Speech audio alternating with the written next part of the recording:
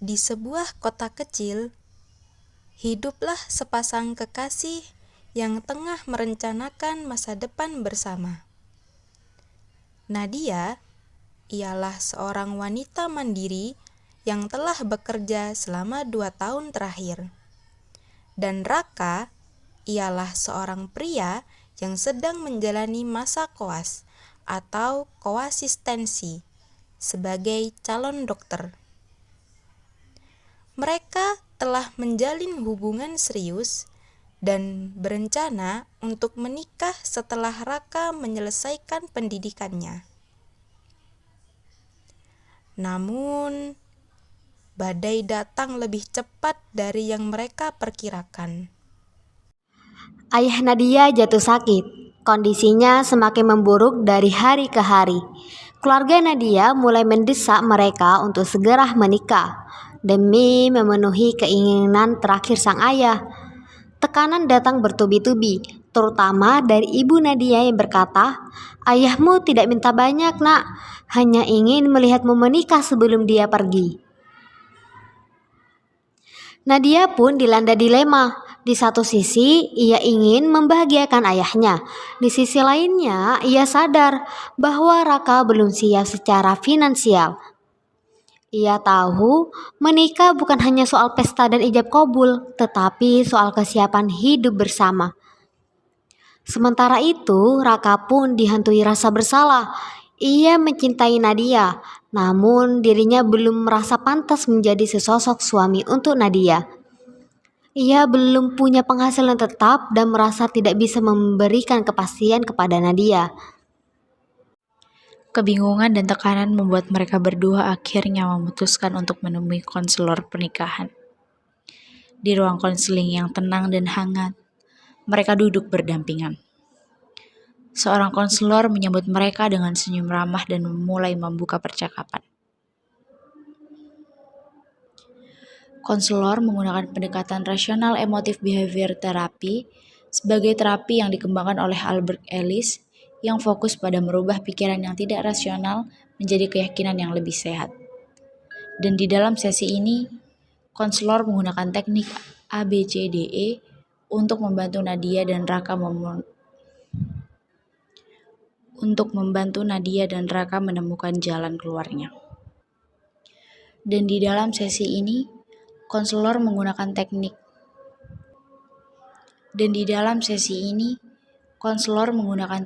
ABCDE untuk membantu Nadia dan Raka menemukan jalan keluarnya. Dengan pikirannya lebih rasional, mereka memutuskan untuk menikah secara sederhana dan sepakat bahwa Raka akan mengambil pekerjaan freelance sambil menyelesaikan koas. Mereka akan membangun rumah tangga secara bertahap dengan saling mendukung, bukan saling beban.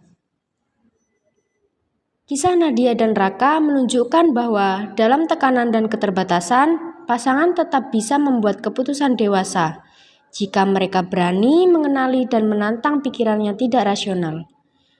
Pendekatan RIBT bukan hanya membantu mereka menghadapi konflik, tetapi juga memperkuat fondasi relasi mereka, seperti komunikasi, kejujuran, dan tanggung jawab bersama. Terima kasih kalian sudah datang di ruang konseling hari ini. Nah, jadi siapa yang lebih dulu ingin menceritakan terkait hal yang sedang Bapak dan Ibu alami? Saya dulu ya Pak ya. Iya. Nah, sebelumnya terima kasih sudah menerima kami di ruangan ini. Nah, jadi keluarga saya itu mendesak kami berdua untuk segera menikah karena ayah saya itu sedang sakit keras, Mbak. Nah, jadi mereka itu mendesak kami untuk segera menikah sebelum hal-hal buruk itu terjadi pada ayah saya. Nah, untuk Bapaknya? Jadi kalau saya itu sebenarnya saya juga merasakan tekanan juga ya dari keluarganya ya calon istri saya, karena memang ya ini kami menjalaninya berdua gitu. Kemudian di sisi lain saya juga masih belum punya pekerjaan tetap gitu kan. Saya belum punya pekerjaan tetap karena sekarang saya masih koas dan belum selesai. Terima kasih untuk kalian semua sudah terbuka kepada saya. Nah, Selanjutnya, bagaimana kita gali lebih dalam terkait keyakinan dan pikiran kalian terhadap situasi yang sedang kalian alami. Baiklah, terima kasih kalian sudah terbuka kepada saya. Baiklah, di sini kita akan menggali jauh lebih dalam terhadap keyakinan dan pikiran kalian ketika situasi ini terjadi. Oke, apa yang Bapak dan Ibu pikirkan saat ini? Baik, jika saya merasa harus menikah sekarang. Kalau tidak, saya takut akan dianggap sebagai anak yang durhaka gitu. Kalau saya sendiri sampai detik ini saya masih merasa belum pantas ya buat menikah, karena memang pada dasarnya saya masih belum bisa memberikan apa-apa untuk calon istri saya, karena saya belum bisa bekerja tetap itu tadi. Nah, apa dampak dari situasi ketika terjadi kepada kalian? Kalau saya ya Mbak, saya itu merasa tertekan dan lebih sering menangis. Kadang juga saya menjadi malas gitu untuk mengobrol sama keluarga saya karena takut akan kembali membahas persoalan ini Mbak. Kalau Bapaknya? Iya, kalau saya sendiri malah justru merasa bersalah sih. Di lain sisi saya nggak bisa bantuin apa-apa. Saya juga sampai detik ini tuh bahkan memilih menghindar gitu, menghindar dari dia, dari keluarganya, karena memang saya nggak tahu harus gimana dari situasi ini, karena memang nggak ada solusi. Baik, mari kita uji pikiran tersebut. Nah, jika Ibu beranggapan bahwa Ibu tidak menikah sekarang menjadikan Ibu sosok anak yang galak kepada ayah Ibu, apakah itu benar? Mungkin tidak sih, tapi saya tetap bisa menunjukkan kasih sayang kepada ayah saya tanpa harus menikah dengan tergesa-gesa. Jika Bapaknya, apakah benar jika Bapak tidak layak menjadi sesosok suami hanya karena tidak ada kesiapan dalam segi tidak memiliki pekerjaan yang tetap? Gimana ya? Kayaknya kalau dipikir-pikir juga sebenarnya banyak ya pasangan-pasangan yang memulai semuanya dari nol, kayak rintis usaha itu benar-benar dari nol, mulai semuanya bareng-bareng, bahkan nikah itu masih gak punya apa-apa. Kayak contohnya itu saudara saya itu memang saya juga pernah lihat, cuman kan saya tidak bisa memastikan bahwasannya nantinya kedepannya akan seperti apa. Saya tidak bisa memberikan jaminan gitu kepada calon istri saya bahwasannya nanti meskipun sekarang kita memulai bersama dari nol, bahwasannya nanti ujung-ujungnya kita akan sampai pada titik tertinggi itu. Cuman di sisi lain juga saya takut sebenarnya, tapi ini juga mungkin karena saya terlalu keras ya bersama diri saya sendiri, mungkin karena itu sih. Nah, bagus itu Bapak Ibu. Nah, sekarang apa keyakinan baru yang lebih rasional yang bisa kalian pegang ke depannya? Saya rasa saya tetap bisa menjadi anak yang baik dan patuh kepada keluarga saya, terutama ayah saya, tanpa harus memaksakan pernikahan untuk sekarang ini, Mbak. Untuk Bapaknya? Saya memiliki pemikiran sekarang bahwasanya saya tetap bisa membangun masa depan bersama calon istri saya, walaupun sekarang memang saya belum mapan gitu, asalkan kami mempunyai komitmen yang kuat, meskipun memang itu dibentuknya butuh proses ya Bu, tidak serta merta tiba-tiba saya memiliki pikiran yang seperti ini. Oh, baiklah, keyakinan yang sekarang kalian pegang ini bisa kalian pegang untuk kedepannya. Nanti kita akan bertemu di sesi selanjutnya. Saya harap kalian memiliki keyakinan baru. Terima kasih kalian sudah hadir pada sesi berikut ini. Bagaimana nih kabarnya Ibu dan Bapak hari ini? Alhamdulillah sehat. Alhamdulillah ya. Nah, sekarang bagaimana nih perasaan Bapak dan Ibu setelah melalui sesi yang pertama? Kalau saya ya Mbak ya saya merasa lebih sadar bahwa beban saya selama ini itu bukan hanya di keluarga saja, tetapi juga dari pikiran saya sendiri juga, Mbak. Nah, tekanan itu belum berhenti sampai situ, Mbak. Ibu saya itu setiap hari bilang kepada saya, kalau misalkan kamu itu sayang sama ayah kamu, ya kamu harus turuti permintaan ayahmu gitu. Kamu harus segera menikah juga. Tetapi perkataan seperti itu membuat saya makin tertekan setiap harinya.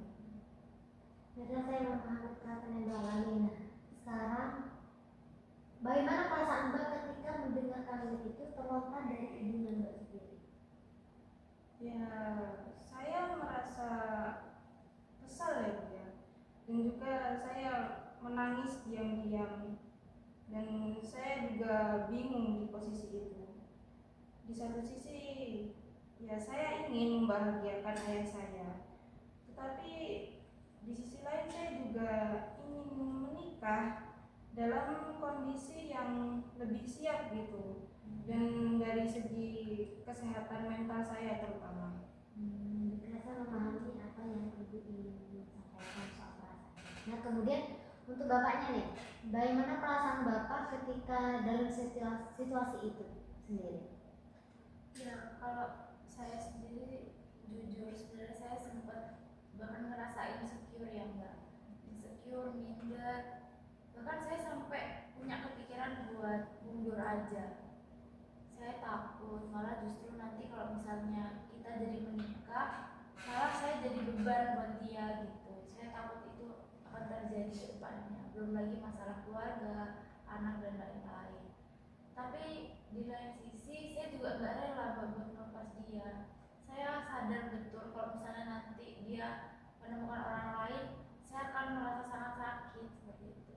Nah, setelah kalian berbagi cerita, saya ingin bertanya nih, pemikiran apa sih yang muncul dalam benak kalian ketika dalam situasi seperti ini? Kalau saya ya saya itu merasa serba salah jadinya. Kalau menikah sekarang, ya saya takut menjadi beban bagi kehidupan saya. Tapi kalau tidak segera menikah, saya juga takut akan menyesal untuk selamanya.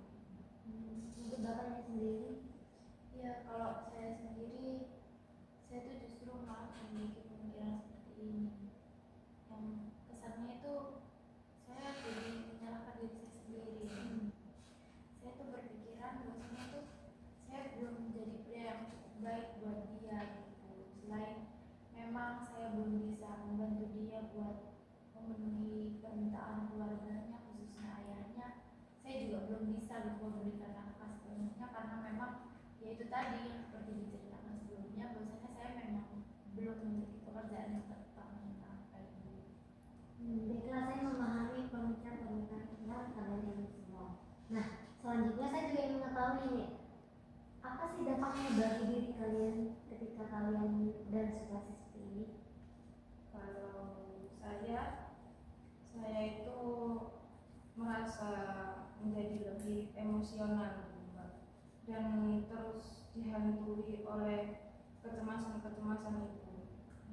Kalau untuk Bapaknya, seperti apa sih Bapaknya?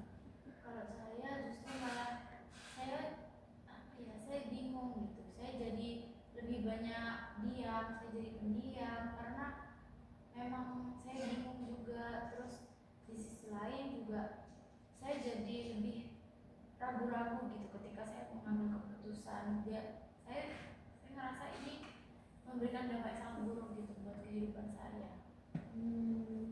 Baiklah, saya memahaminya. Nah, selanjutnya saya ingin bertanya nih kepada Ibu. Apakah menurut Ibu, apakah Ibu menjadi salah satu orang yang menjadi tanggung jawab dalam mengambil keputusan di dalam rumah tangga, di dalam keluarga Ibu, menjadi faktor kebahagiaan mereka? Ya enggak juga sih, Mbak. Ya saya juga harus bijak, bukan impulsif.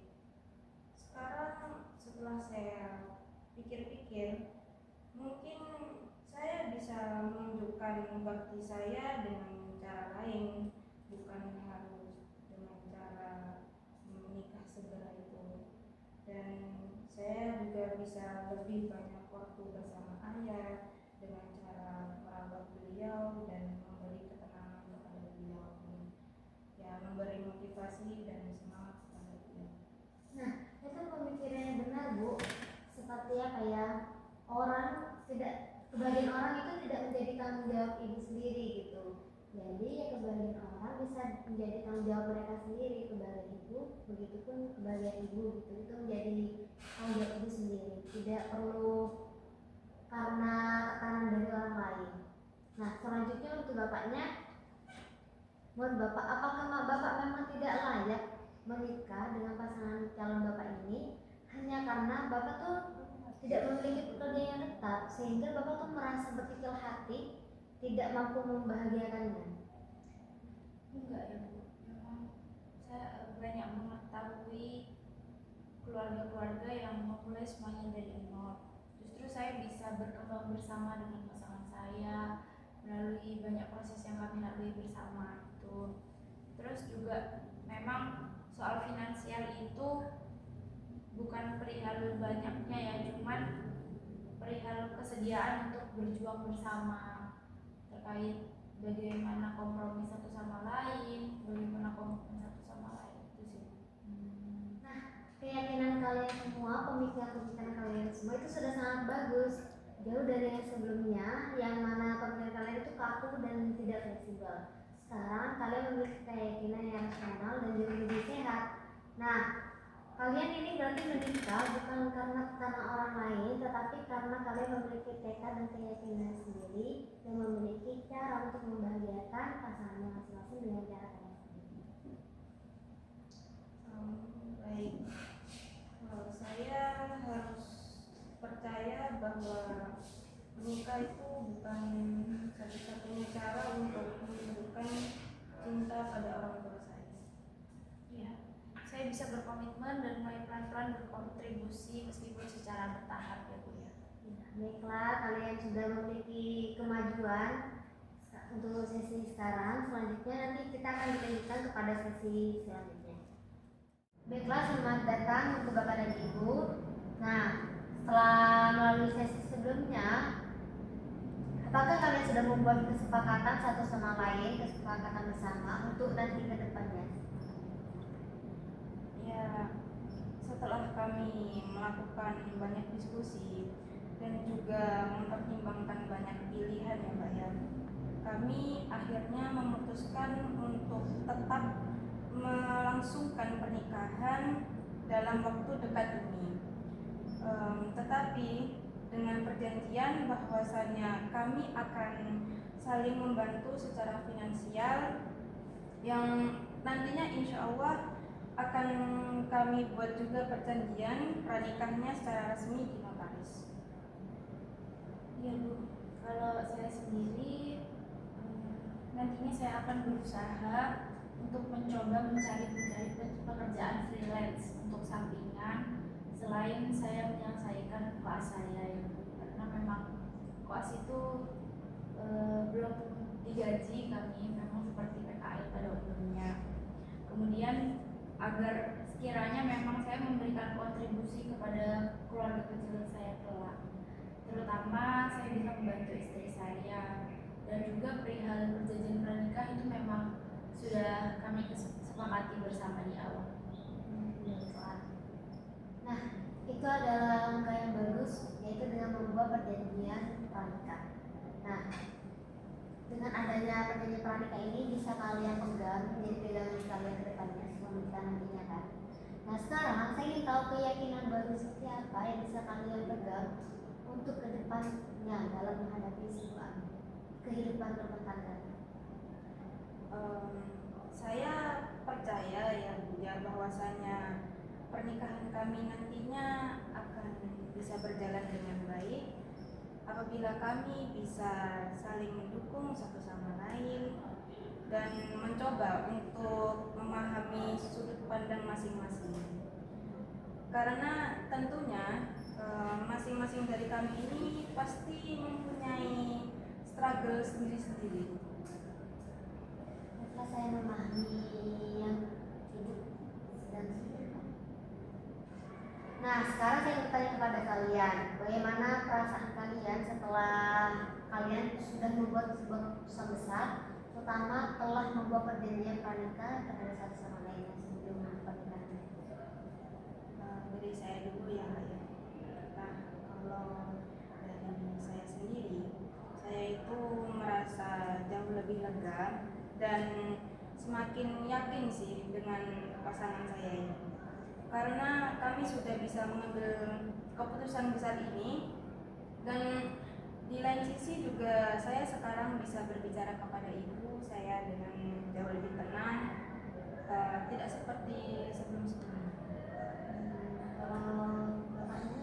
Alhamdulillah saya sekarang merasa lebih terarah dan memiliki arah kembali ya Bu. Saya merasa lebih tenang dan sekarang saya sudah tidak terlalu tertekan seperti kemarin-kemarin karena memang saya merasa saya di sini berperan gitu.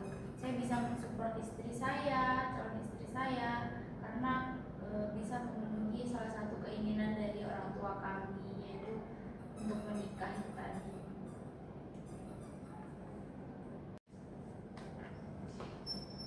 Wah, itu bagus sekali. Nah, sekarang saya ingin bertanya, jika kedepannya ada yang memberikan tekanan dari orang tua, saya ingin bertanya, apa yang akan kalian katakan terhadap diri kalian sendiri? Kalau dari saya sendiri sih, saya akan mengatakan bahwasanya keputusan ini tuh sudah bulat, secara matang-matang kami sudah mempertimbangkannya. Nah, saya juga akan